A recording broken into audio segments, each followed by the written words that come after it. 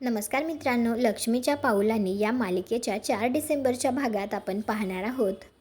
आता सुकन्याने कलाने लिहिलेली चिठ्ठी अद्वैतला दाखवलेली असते.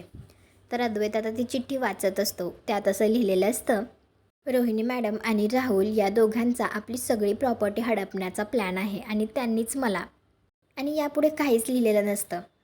परंतु हे वाचून तर अद्वैतला धक्काच बसतो आणि तो खाली बसतो. त्यावेळी आता सुकन्या त्याच्याजवळ येते. सुकन्या त्याला म्हणते, सर तुमच्या बायकोची ही चिठ्ठी त्या फाईलमध्ये आली होती.